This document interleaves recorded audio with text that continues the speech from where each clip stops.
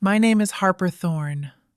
I'm 28 years old, and for 2 decades, my parents treated my existence like a clerical error that couldn't be erased.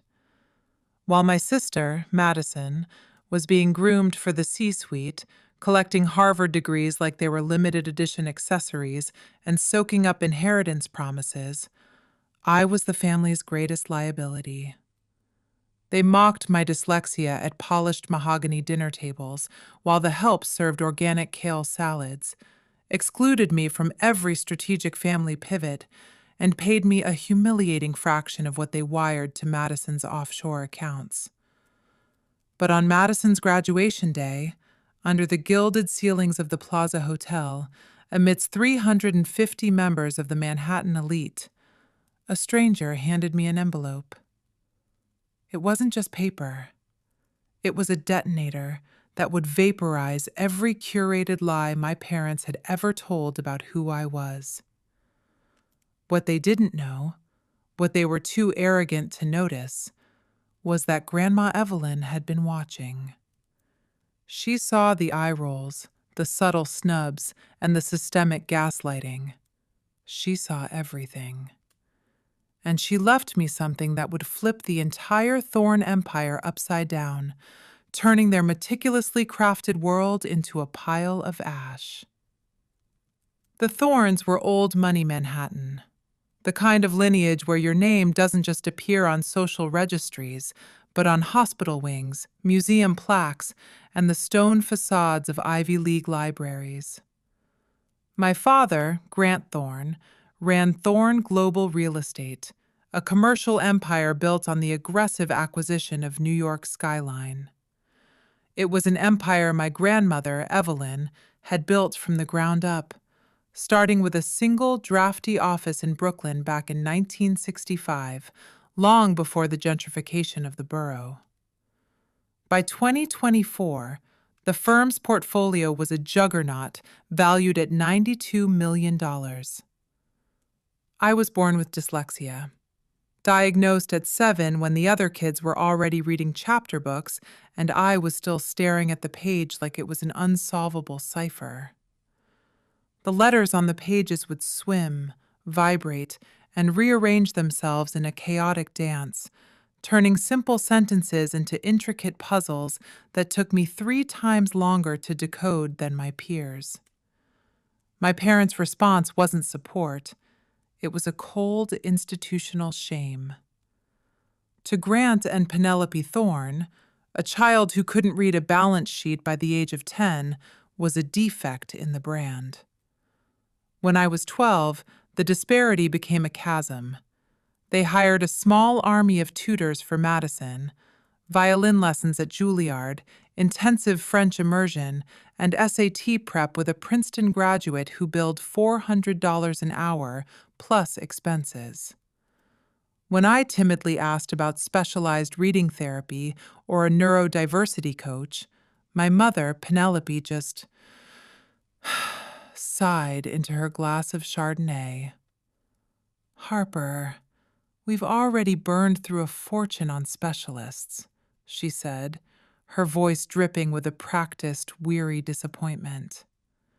"At some point, we have to face the reality that some children simply aren't built for the academic rigors of this family." I was 12.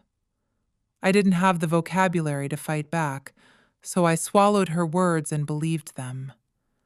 I accepted the role of the slow one because the people I loved most had written the script. So, I learned to adapt on my own. Audiobooks didn't just become a hobby, they were my tactical lifeline. I developed a complex system of visual mnemonics, color-coded diagrams, 3-dimensional flowcharts, and mental maps that allowed me to process high-level information in ways traditional text-heavy systems couldn't touch. And every Sunday afternoon, I'd escape the sterile silence of our Upper East Side townhouse and take the Q train to Grandma Evelyn's apartment on the Upper West Side. Her place smelled of old books and expensive espresso, and she'd sit with me for hours, mentoring me through the complexities of urban development through stories and architectural models instead of dry, soul-crushing textbooks. Harpy, she told me once, her weathered hand still strong from decades of signing blueprints covering mine. You read slower than the rest of the world, but you perceive the hidden architecture of a deal that others miss completely. That's not a disability, sweetheart. That's a predatory kind of vision. You see the gaps they ignore. I didn't fully understand what she meant back then. I was too busy trying to stay afloat in a family that wanted to drown me. I would eventually realize she was right, but first, I had to survive another 19 years of being the Thorne family's embarrassing little secret, the shadow lurking behind Madison's brilliant, manufactured sun. The air in the Thorne townhouse was always 5 degrees colder than the New York winter outside, especially during the holidays. Christmas 2018. 20 relatives, each more meticulously dressed than the last, gathered around a mahogany table that could seat 30.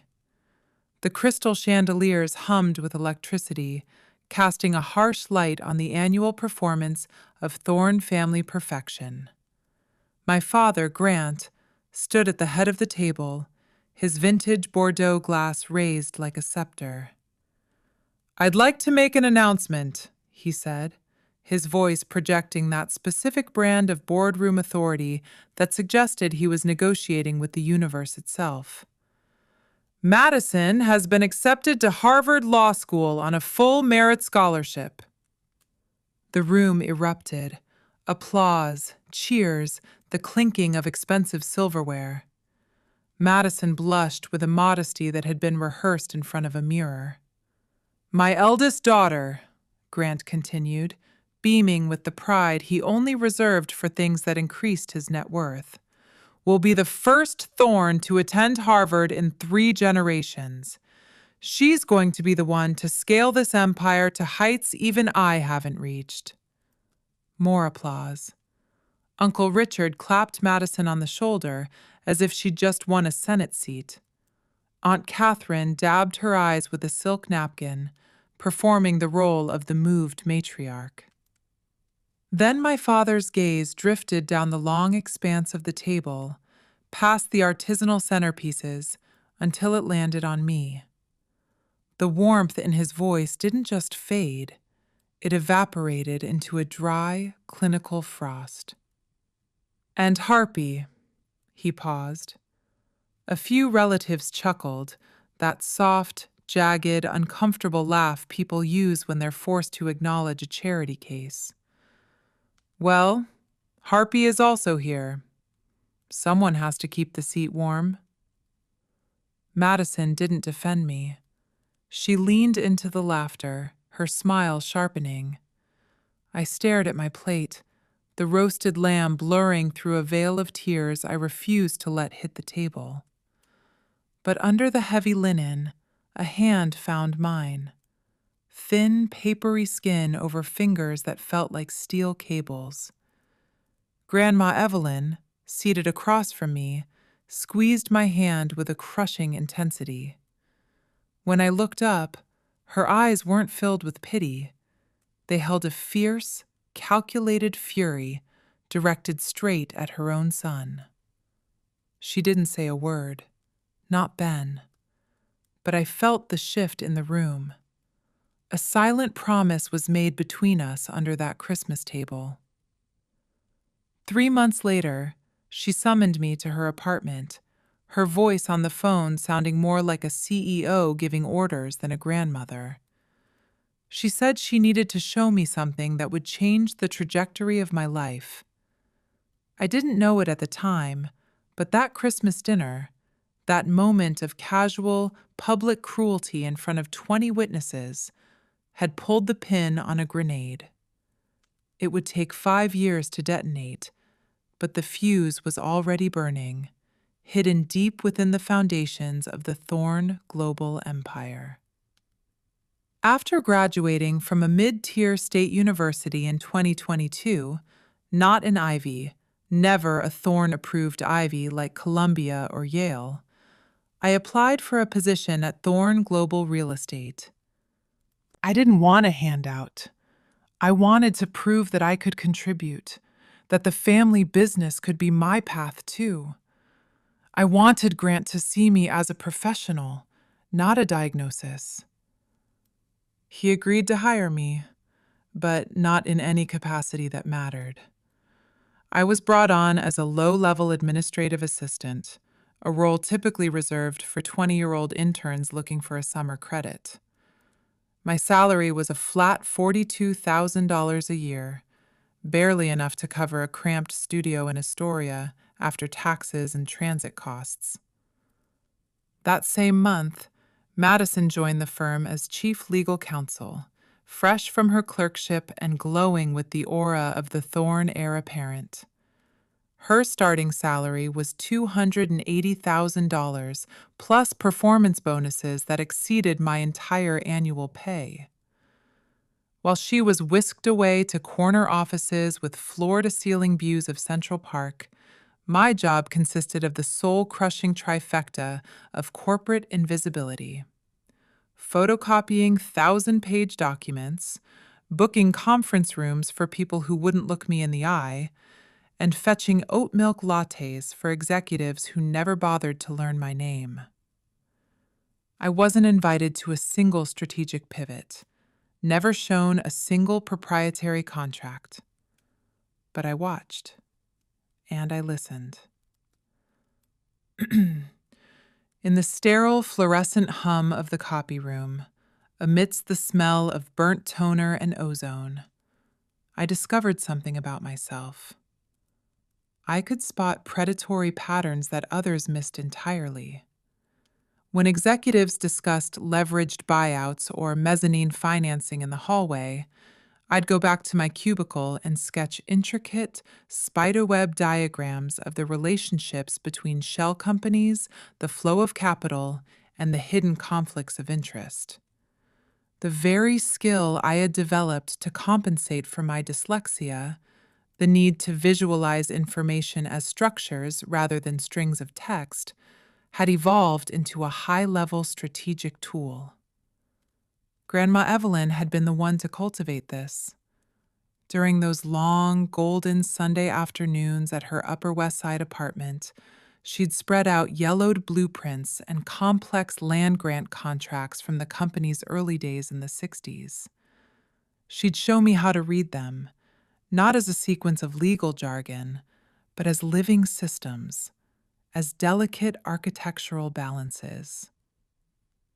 "Your father reads contracts like a predatory lawyer," she told me in the fall of 2019, just as the New York humidity began to break and her health started its slow, agonizing decline. "He looks for the loophole, the weakness he can exploit to squeeze a few more basis points out of a deal." "But you, Harper," she'd say, her voice gaining a sudden, sharp clarity, "you read them like an architect. You see how all the pieces connect, where the structural integrity lies, and where the foundation is rotting." That same day, she'd reached into a hidden compartment of her desk and handed me a small wooden box, crafted from dark mahogany with heavy brass hinges that felt cool and substantial in my palm. "Keep this safe, Harpy," she'd whispered, her eyes searching mine with a desperate intensity. "Don't open it yet. The world isn't ready for what's inside, and neither are you. But when the day comes that you truly need it, you'll know." I'd taken the box home to my tiny fourth-floor walk-up, tucked it in the back of my closet under a pile of old sweaters, and tried to forget the strange, prophetic weight of her words. By March 2019, Evelyn was 82, her once stately frame grown fragile, her silver hair a wispy halo against the silk pillows of her armchair. But her eyes, those sharp, legendary Thorne eyes that had stared down city planners and union bosses for half a century, hadn't dimmed a bit. "Sit down, Harper," she commanded. I sat across from her in the living room where the walls were a gallery of her triumphs. There was Evelyn breaking ground on the first Thorn Tower in 1965, her hard hat tilted at a defiant angle. Evelyn shaking hands with Mayor Koch. Evelyn accepting the Women in Urban Excellence Award in 1987. I noticed, with a sudden pang, that there wasn't a single photograph of Grant at the helm. Not one. "I built Thorn Global from absolutely nothing," she said, her voice vibrating with decades of hardened steel. "One office, one rotary phone, and 60 years of unrelenting work. Your father—" She paused, and a flicker of something bitter and disappointed crossed her face. "Your father inherited a kingdom he didn't help build. He doesn't understand what it means to create. He only knows how to maintain and manipulate. He judges people by their pedigrees, their Ivy League stamps, and their ability to perform for a board." She leaned forward, the scent of her Chanel No. 5 mingling with the clinical smell of her medication. "I judge people by how they treat the people who can't fight back. And you, Harper Thorne, are the only one in this bloodline who understands the value of empathy. You're the only one who hasn't been corrupted by the reflected light of this empire." She pressed my hand against the mahogany box again. "There's something inside that will level the playing field, but Gerald isn't ready to see his own reflection yet." Her grip tightened, her knuckles white against her translucent skin. "When the time comes, when he finally shows you exactly how hollow his heart is, you'll know what to do." I wanted to ask about the contents, about the secret she was shielding me with, but she'd already changed the subject, drifting into talk about the spring tulips in Central Park and the memoirs she was pretending to read. 18 months later, she was gone. Pancreatic cancer took her with a brutal efficiency. I held her hand in the hospice room, listening to the rhythmic, mechanical hum of the monitors, the only family member at her bedside, while Grant and Madison were unavoidably detained at a high-stakes closing in Midtown. The box remains unopened in my closet, a silent witness to the next 4 years of my life. April 2024. The New York spring was particularly cold that year. The email arrived on a Tuesday afternoon, landing in my inbox like a jagged piece of shrapnel. Subject line: Internal Restructuring, Confidential. Dear Ms. Thorne, as part of our ongoing organizational optimization and overhead reduction strategy, your current position as administrative assistant will be eliminated, effective July 1st, 2024. Please coordinate with HR regarding your severance package and the return of company property. I read it 3 times. The letters did their usual dance, swimming and blurring, but they always settled back into the same devastating sentence. They were firing me. My own father was cutting me out of the company his mother had built for us. That evening, I stayed late, the office a ghost town of glass and steel. I was organizing files that I knew would be deleted the moment I left. Through the thin, high-end partition separating my cramped cubicle from Grant's expansive corner suite, I heard voices. Grant and Penelope. "We can't have her lurking in the hallways when Madison officially takes the reins next month," my father was saying, his voice carrying that casual boardroom cruelty. "It looks bad for the brand. The CEO's sister working as a glorified secretary? People will start asking questions." "What kind of questions?" Penelope's voice was softer, but no less sharp. "Why she isn't in a leadership track? Why we haven't promoted her in 2 years? There was a long, heavy pause. Why she's the way she is? My mother's response came with a performative sigh. We've done everything we could for her, Grant. We paid for the tutors, the specialists, the state school tuition. Some children just don't have the internal drive it takes to thrive in this environment.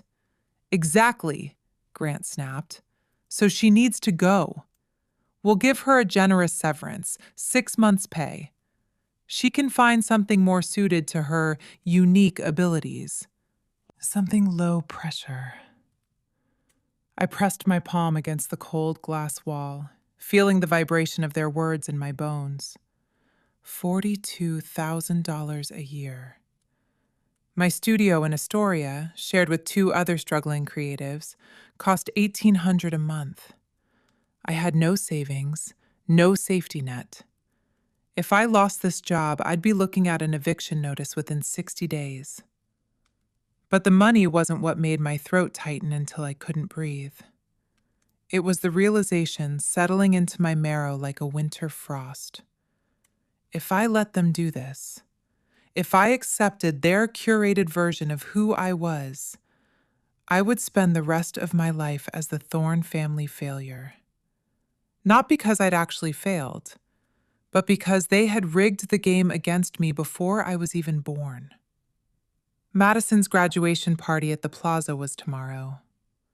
I wondered, with a cold, rising fury, what other announcements my father had planned for his golden daughter, while he quietly erased the defective one. May 15th, 2024. The Plaza Hotel Grand Ballroom. The air inside was thick with the scent of $500 lilies and the distinct metallic tang of old money. 350 guests filled the gilded room, a predatory ecosystem of venture capitalists, real estate titans, and silver-tongued lawyers from white shoe firms like Skadden and Latham and Watkins. The legendary crystal chandeliers, weighing thousands of pounds, cast a prismatic, unforgiving light across silk tablecloths that cost more than my monthly rent. A 12-piece orchestra tucked into the corner was breezing through a Gershwin medley, the notes fluttering like socialites' laughter. This was Grant Thorne's kingdom, his meticulously curated stage where he performed the role of the benevolent patriarch and the invincible mogul. I stood in the entrance, feeling like a glitch in a high-definition broadcast. I kept tugging at the hem of my dress, a simple black shift I'd snagged for $79 from the Zara on Broadway. It was the absolute ceiling of my budget. But in this room of bespoke Valentino and hand-tailored tuxedos, it felt like a neon sign flashing outsider. My mother, Penelope, intercepted me before I could even find a seat. Her gaze traveled from my drugstore foundation to my scuffed off-brand heels with the clinical precision of a diamond appraiser finding a flaw. Her lips pressed into a thin, Botoxed line. "Harper," she whispered, her voice a jagged edge. "You couldn't find anything appropriate? This is a milestone for this family." "This is what I have, Mom," I said, my voice sounding small against the swell of the violins. "Well," she adjusted her 6-figure Cartier Panthère bracelet, the gold glinting like a warning. "You'll be at table 27, back by the service entrance. Try to stay in the shadows and don't draw attention to yourself. Tonight is Madison's night." She leaned closer, the overwhelming cloud of her Chanel No. 5 acting as a chemical barrier. "Whatever resentment you think you're entitled to because of the restructuring, keep it buried. Don't embarrass us in front of the board." She walked away before I could even formulate a defense. Table 27 was tucked behind a massive marble pillar, a strategic exile for the Thorne family's inconvenient truth. My table mates were distant cousins from the Connecticut branch of the family, people I'd seen maybe twice at funerals. From my seat, I had a clear, agonizing view of the main stage, dominated by a 10-foot portrait of Madison in her Harvard regalia. A massive silk banner draped above it read, "Congratulations, Madison Thorne, Harvard Law Class of 2024. Near the coat check, standing perfectly still while the rest of the room blurred with champagne and networking, was a silver-haired man in a charcoal gray suit. He wasn't mingling. He was observing me with a focused, professional intensity that sent a cold prickle of electricity down my spine.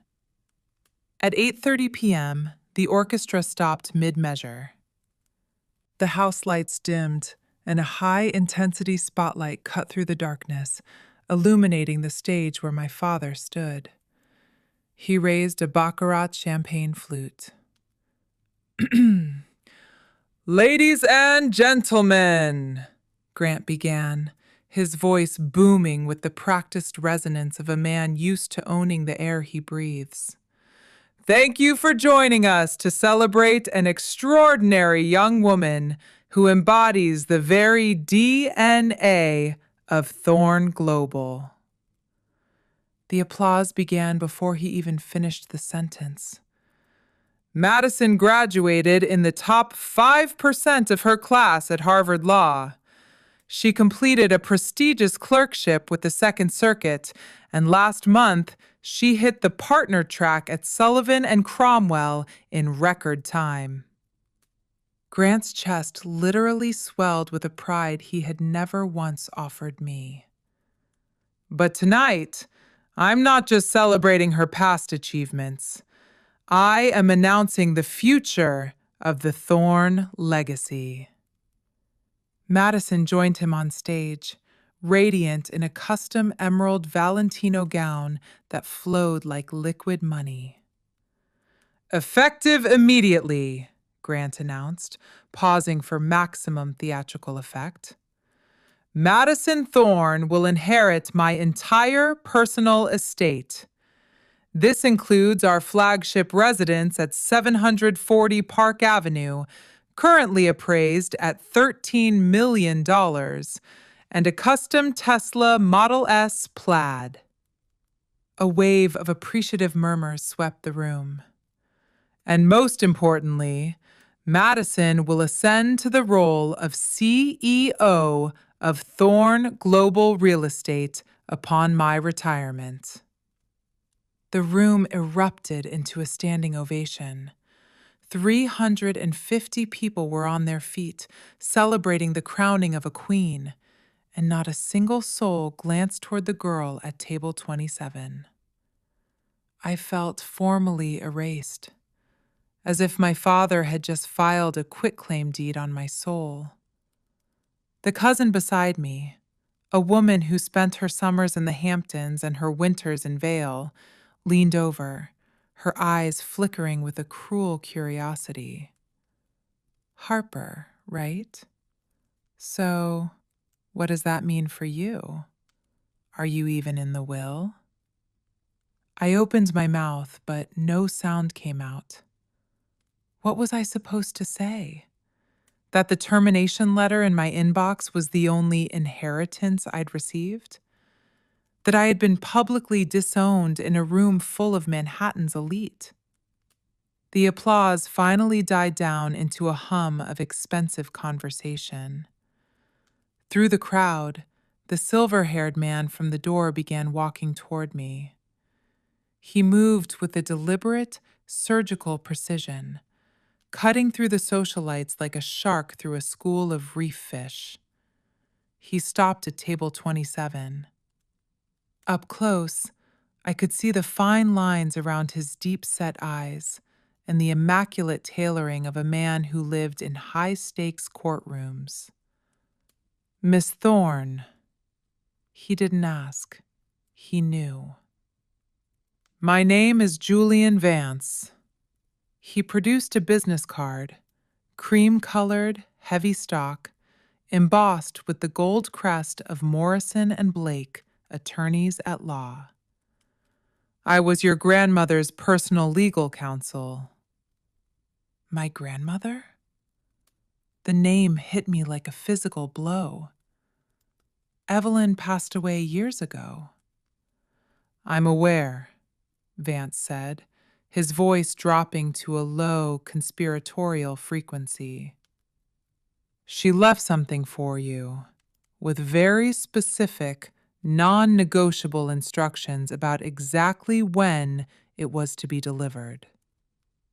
From inside his jacket, he produced a cream envelope sealed with heavy red wax bearing a notary's stamp. What is this? Her will, Harper. The real one. The one your father doesn't know exists. I stared at the envelope. The notary seal was dated September 12, 2019, 5 months after that Sunday afternoon when she'd handed me the mahogany box. I don't understand, I whispered. Your grandmother was a strategist, Vance replied, his eyes finally flickering with a trace of warmth. She gave me explicit orders. I was to deliver this document only on the day your father publicly disinherited you. I believe that event just occurred on that stage. My hands trembled as I took the envelope. Mr. Vance, what's in here?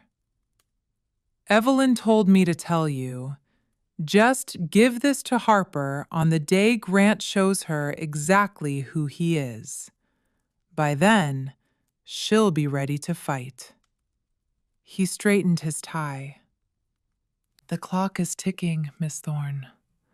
I'll be available when you have the inevitable questions. You have my card. He turned and vanished into the crowd before I could even thank him. I couldn't breathe in that ballroom. I pushed through the service entrance, stumbling into a cold, fluorescent-lit hallway near the industrial kitchens. The muffled sounds of the celebration felt like a distant, mocking hum.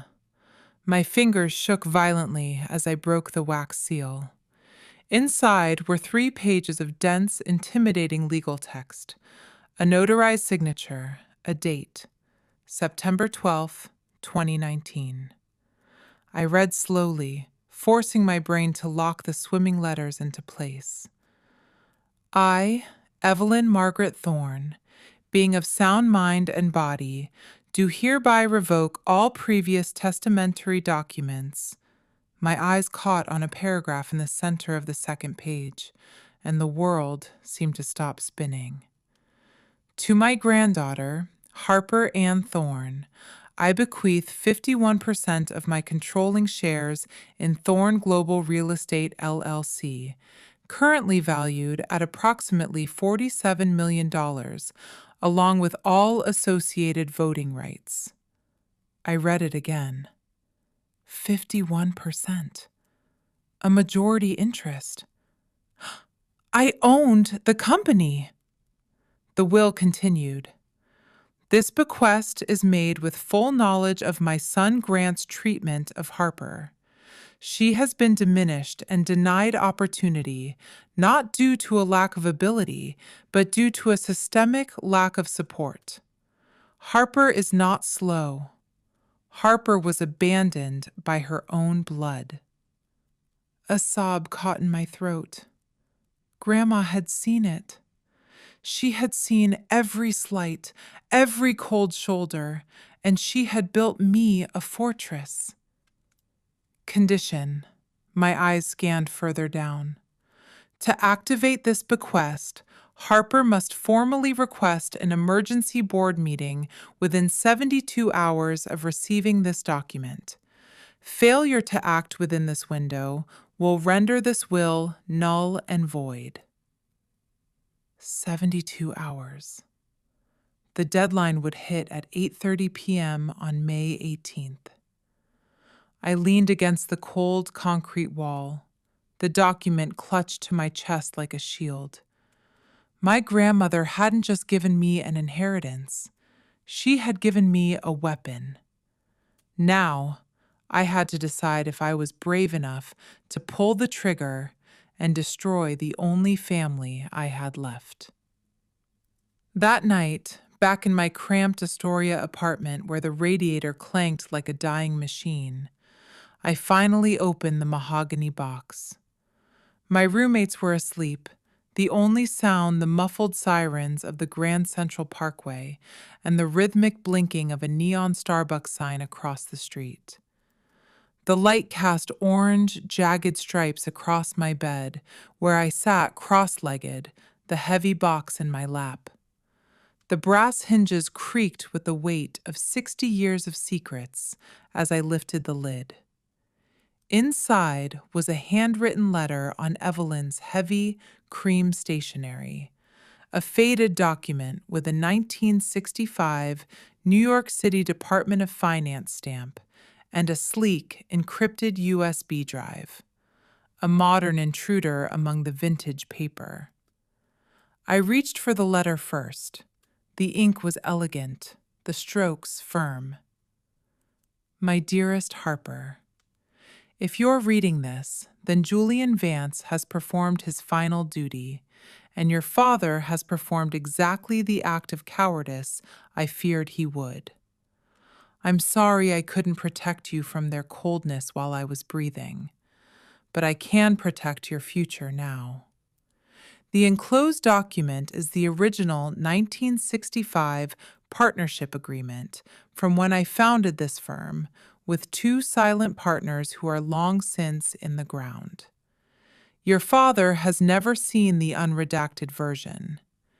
It establishes that the founder's shares, my shares, carry permanent, non-dilutable voting rights that cannot be transferred without a unanimous board vote. The USB contains the evidence of a more recent sin. In 2018, Grant proposed a secret resolution to strip me of my voting rights, claiming I was mentally unfit due to my age. The board rejected it by 2 votes. I was one of those votes. I never forgot his betrayal, Harper. Use this wisely, not for revenge, but for the justice this family has denied you. With all my love, Evelyn. I plugged the USB into my battered laptop. The file was labeled Board Minutes, March 2018, Restricted. I watched the cursor blink, my heart thumping against my ribs. It was a digital record of Grant Thorne attempting to euthanize his mother's career to seize total control. It was the ultimate leverage. May 16th, 9:01 a.m. I dialed the number for Margaret Coleman. She picked up on the second ring, her voice carrying the gravelly rasp of a woman who had spent 40 years smoking Virginia Slims and outmaneuvering men in Midtown. Harper Thorne, she said, no preamble needed. I've been wondering how long it would take for you to find your voice. You know who I am? Sweetheart. Your grandmother and I built half of Brooklyn together in the 70s, when women weren't even allowed to have their own credit cards. She talked about you constantly. She also briefed me on the will 3 years ago, right before the cancer took her. I've been holding my breath ever since. I gripped the phone tighter, staring at the rainy Queens skyline. Then you know what I'm about to do. I need to request an emergency board meeting. Julian Vance says I need 3 signatures. You're one. Whew! I can do better than that, Margaret barked, a sound that might have been a laugh. Grant Thorne isn't half as popular as his ego suggests. His management style is autocratic and, frankly, bad for the bottom line. At least 4 board members have been looking for a reason to jump ship. They just need a leader who isn't a coward. Who else? Richard Holloway and Susan Parker, she said. They've both been on the receiving end of Grant's restructuring temper tantrums. I'll make the calls, but Harper, be ready. This isn't a tea party. Your father will come at you with everything he has. He will try to gaslight you, diminish you, and break you in front of the world. They've been doing that my whole life, Margaret. At least now, I have a microphone. May 17th. Grant found out about the petition at 4 p.m. I know this because Madison called me 45 minutes later, her voice vibrating with a controlled, legalistic fury. "What the hell did you do, Harper?" I was sitting in my cubicle at Thorne Global, pretending to organize a stack of pointless invoices. "I'm not sure what you mean, Madison." "Don't play dumb. Dad just got a formal notice from the board secretary. Emergency session tomorrow morning at 10 o'clock.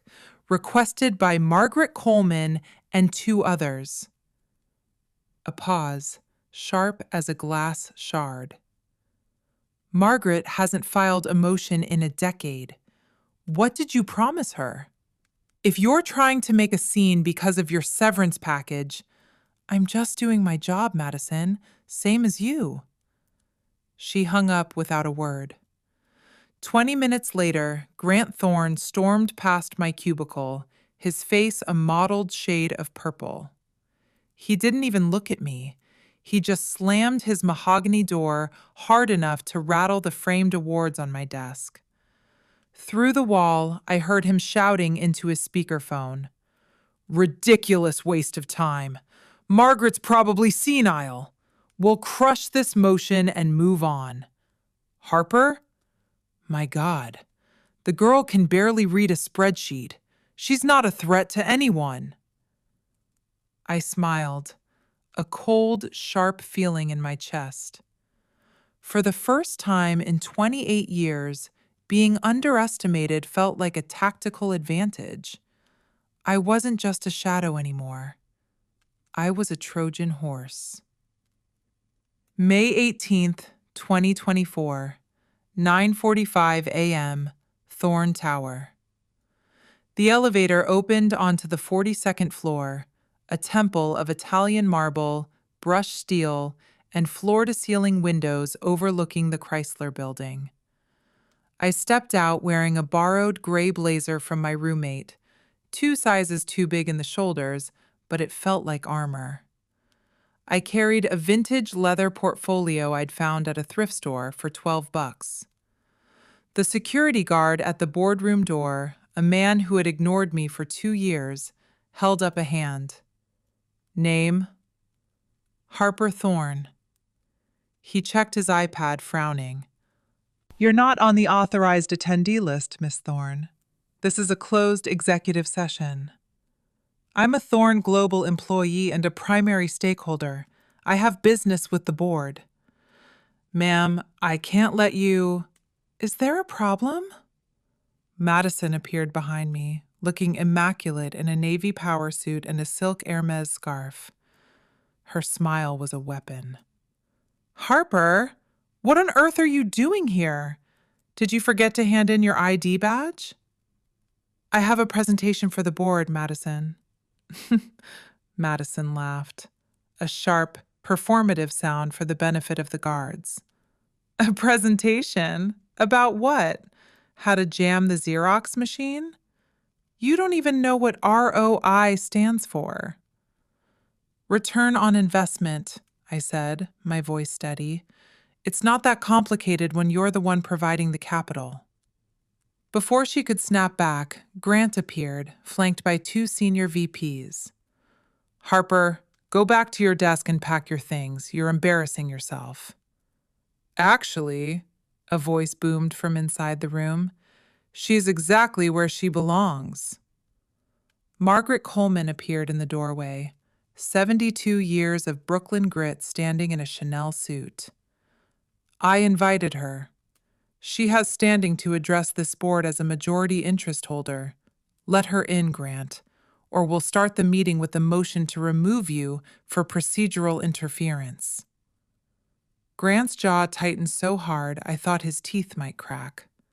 For a moment, I thought he might actually lay hands on me to block the door. But Margaret Coleman's authority in that room was a legacy he couldn't bridge. "Fine," my father spat, his voice like dry ice. "Let her in.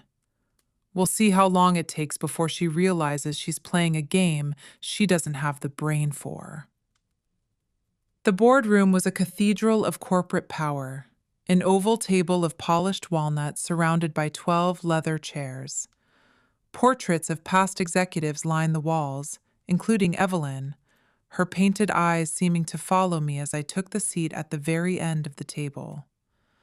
Grant sat at the head, Madison to his right like a crowned princess. In the corner, Julian Vance sat with his briefcase, a silent sentinel. Robert Hartley, the board chairman, called the meeting to order. "This emergency session was requested by Margaret Coleman, Richard Holloway, and Susan Parker. Margaret, the floor is yours." Margaret stood. "Thank you, Robert. I'll keep this brief. The matter we are here to discuss concerns a recently discovered testamentary document that fundamentally alters the ownership structure of Thorne Global." She gestured toward me. "I yield my time to Miss Harper Thorne." Every eye in the room turned to me. Madison smirked, leaning back with theatrical boredom. I stood up. My hands were steady. My vision was clear. I opened my portfolio and pulled out the will with the red wax seal. "Thank you, Mrs. Coleman," I began. "What I'm about to present may come as a shock. I only ask that you review the evidence before you reach a conclusion." Grant sighed loudly, checking his Patek Philippe watch. "Robert, before we waste the board's valuable time on whatever evidence my daughter thinks she's found," he stood up, buttoning his jacket, "I need to provide some context. I love Harper, but she is not qualified to be in this room. She has no legal training, no financial background, and as many of you know, she struggles with basic cognitive processing." Madison chimed in, her voice dripping with a fake, poisonous sympathy. "Harper has severe dyslexia. She can't even read a standard lease agreement without help. This is clearly a troubled young woman acting out because she wasn't promoted. Sibling jealousy is, Mr. Thorne." Robert Hartley's voice cut through the room like a gavel. "You will have your turn. Miss Thorne, please proceed." I looked at them both, my father, my sister, and felt a cold, crystalline clarity. They weren't protecting the company. They were protecting the lie they had told themselves about me for 20 years.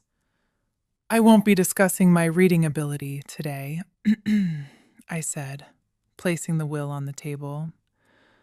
"I'll be discussing this. This is the last will and testament of Evelyn Margaret Thorne, notarized September 12th, 2019. And according to this document, I own 51% of the shares you're currently sitting on." The silence that followed was absolute. It was the sound of an empire beginning to crack.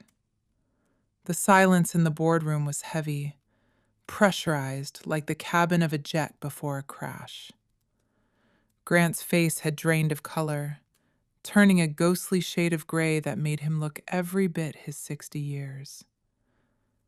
"That's impossible," he strangled out, his voice cracking. "My mother's will was executed in 2015. I have the signed copy in my private safe."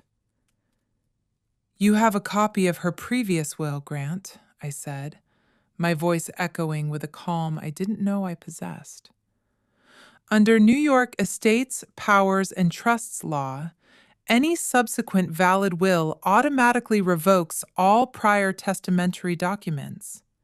This document, I gestured to the red wax seal on the table, was executed 4 years after the one you're clinging to. I slid the papers toward Robert Hartley. Mr. Vance, I said, nodding to Julian. The silver-haired attorney rose with a predator's grace. I am Julian Vance, senior partner at Morrison and Blake.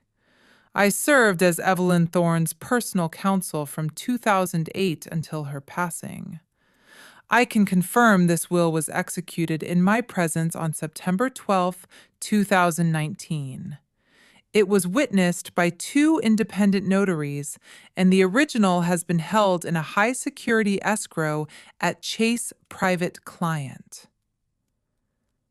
Robert Hartley studied the document, his eyebrows climbing toward his receding hairline.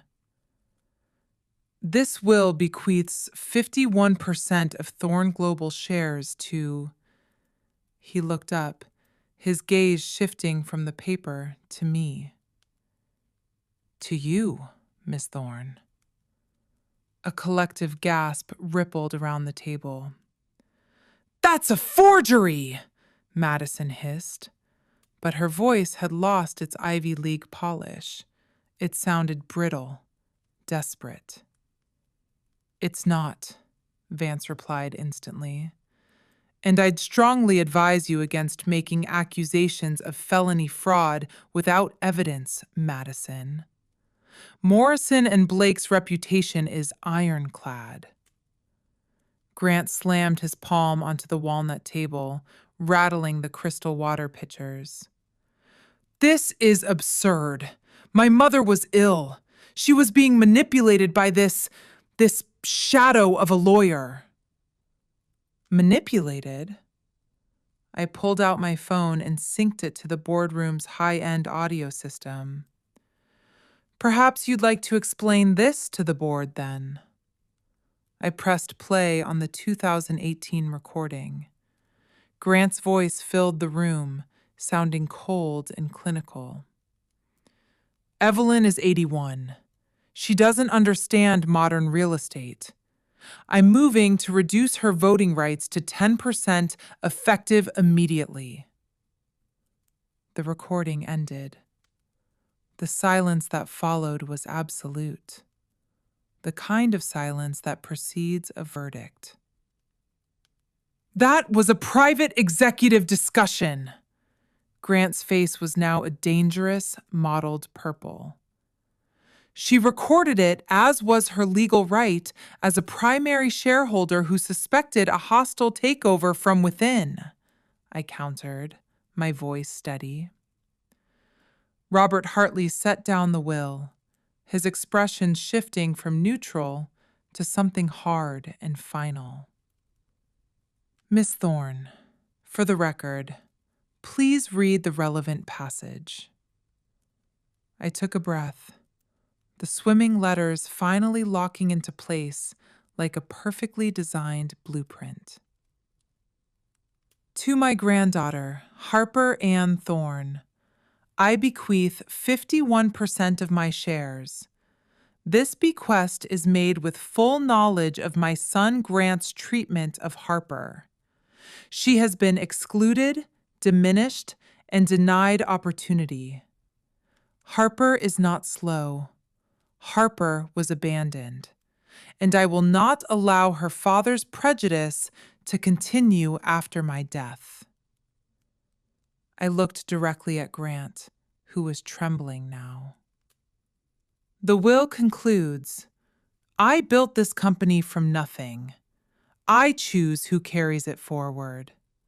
I choose Harper. Julian, you can confirm this is legally binding? Hartley asked. I can. The 2015 will is superseded. As of this second, Harper Thorne is the majority shareholder of Thorne Global Real Estate. Margaret Coleman smiled, a slow, shark-like grin. For the first time in 28 years, I watched my father look at me with something other than dismissal. It was terror. Even if the will is valid, Madison interjected, her voice shrill. Harper has zero business experience. She's a glorified clerk. She can't run a multi-million-dollar empire. I'm not asking to run the company alone, Madison, I said, addressing the full board. I'm asking for a vote of confidence. I'm asking the board to decide if Grant Thorne retains their trust as CEO. If the majority votes no confidence, he resigns. If you vote confidence, I will not interfere with operations during my tenure as majority owner. This is a revenge fantasy! Madison stood up, her emerald Valentino dress shimmering with her agitation. No, I met her eyes. This is corporate governance. The same process Grandma Evelyn established in our bylaws 40 years ago. If Dad has your confidence, he has nothing to fear. Robert Hartley studied me for a long moment, a flash of genuine respect crossing his face.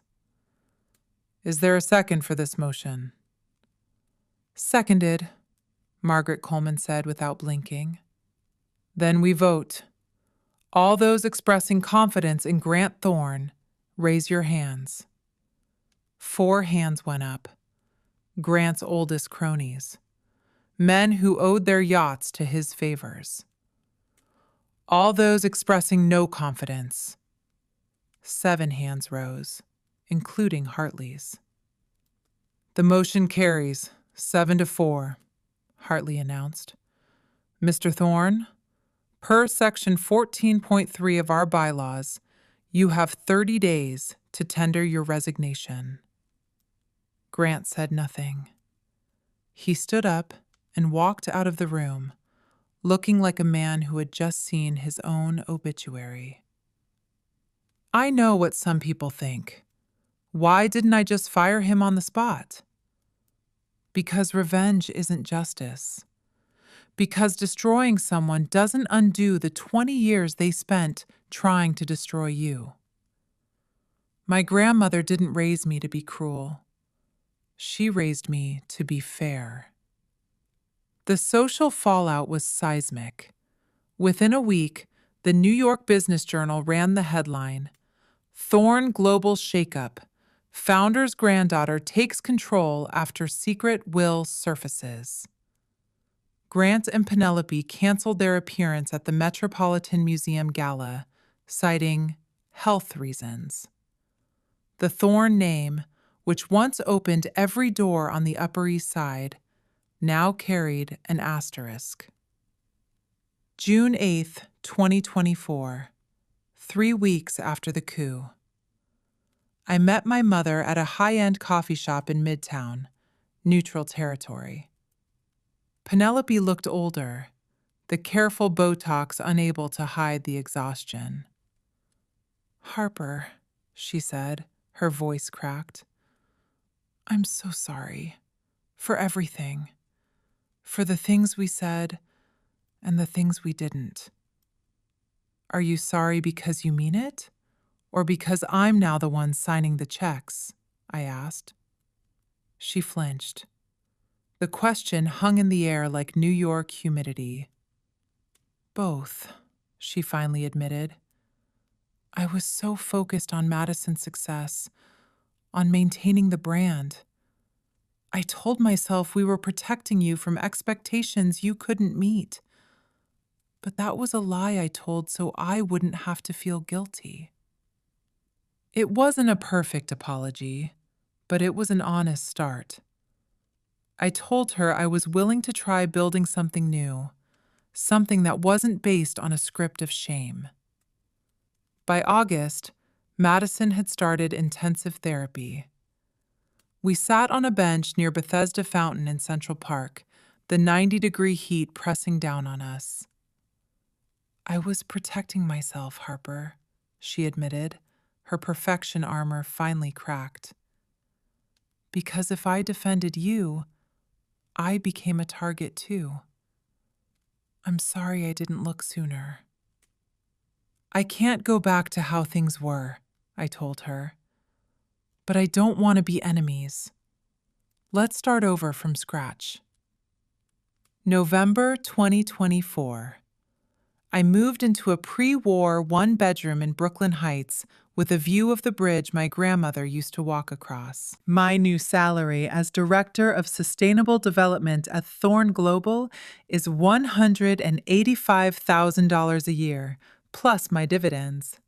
I've launched a new division focused on green building practices and environmental impact, the kind of innovation Evelyn would have championed. On the wall of my new home hangs my grandmother's portrait. Sometimes, when the evening sunlight hits the canvas, I could almost see her smiling. 6 months ago, I was invisible. Now I am finally, fully myself. Dyslexia isn't my flaw, it's my superpower. It gave me the visual memory, the patience, and the ability to see the patterns of corruption that everyone else ignored.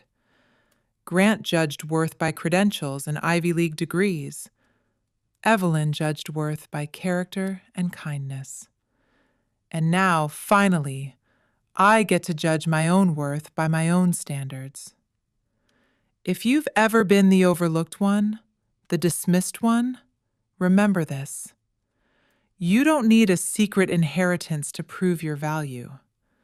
But you do need to give yourself permission to stop seeking approval from people who are committed to misunderstanding you. Boundaries aren't walls, they're doors, and I've finally decided who gets to walk through mine.